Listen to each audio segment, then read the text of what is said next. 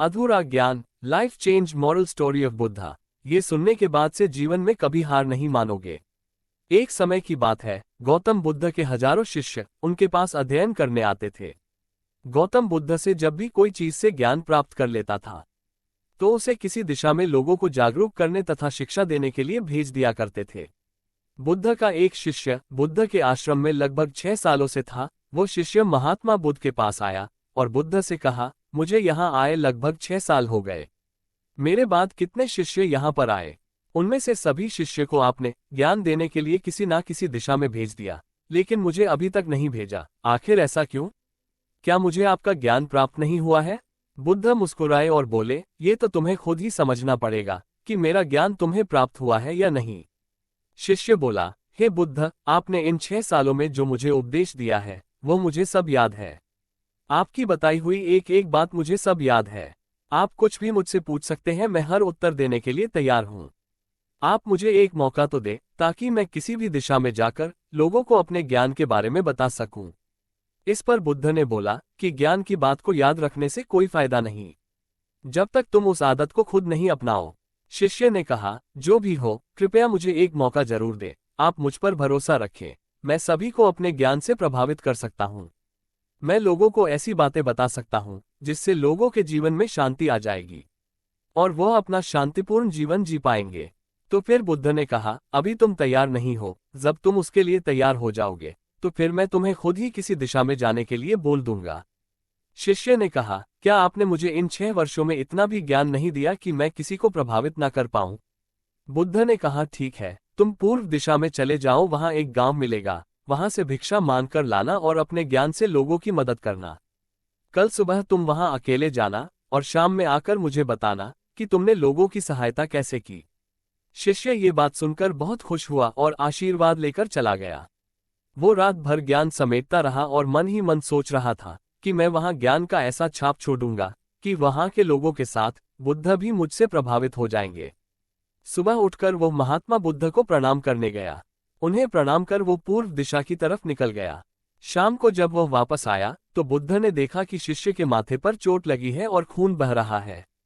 बुद्ध ने उसे पट्टी की और पूछा, तुम्हें चोट कैसे लगी? शिष्य ने कहा, वहां के लोग बेहद ही दुष्ट हैं, उन्हें जरा भी बुद्धि नहीं है। मैं उस गांव में भिक्षा लेने गया पर किसी ने मुझे भिक्षा नहीं दी, सब मुझे वहां गालियां दे रहे थे।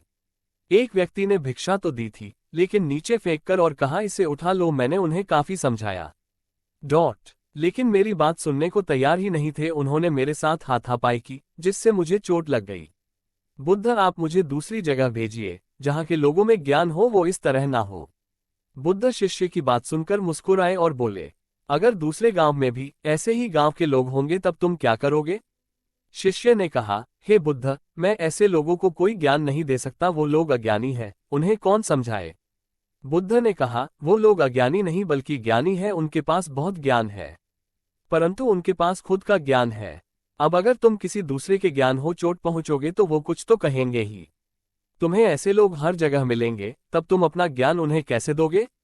बुद्ध ने कहा, आज तुम आराम करो, कल शाम को मेरे पास आना। शिष्य बुद्ध को प्रणाम करके चला गया। अगली शाम जब वह वापस बुद्ध के पास आया तब वहां बुद्ध के एक और शिष्य मौजूद थे, उनके हाथ में भी चोट लगी हुई थी। बुद्ध ने शिष्य के हाथ पर चोट देख उस पर पट्टी की और उससे पूछा, तुम्हें ये चोट कैसे लगी?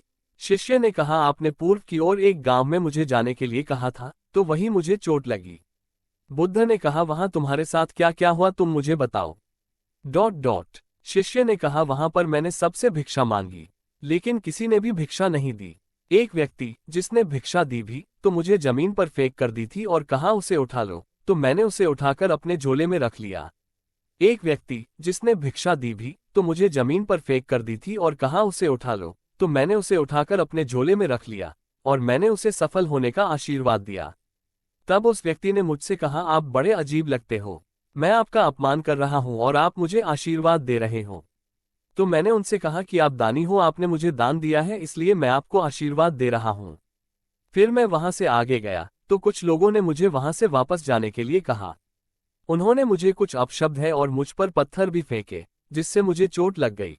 और जब मैं वापस आ रहा था तब रास्ते में मैंने एक माँ को रोते हुए देखा, वो अपने बीमार बच्चे को लेकर चिंतित थी। मैं तुरंत जंगल से जाकर उसके लिए जड़ी बूटी लाया, लेकिन वहां के कुछ लोग जड़ी बूटी देने नहीं दे रहे थे। फिर मैंने उनसे विनती की वो मुझे उस बच्चे का इलाज करने दे। उसके बाद वो जैसा कहेंगे मैं ठीक वैसा ही करूंगा।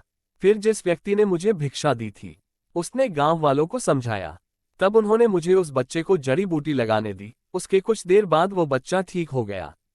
फिर गांव के जिन लोगों ने मुझसे अभद्र व्यवहार किए थे, उन्होंने मुझसे माफी मांगी और धन्यवाद कहा। फिर मैं वहां से वापस आ गया।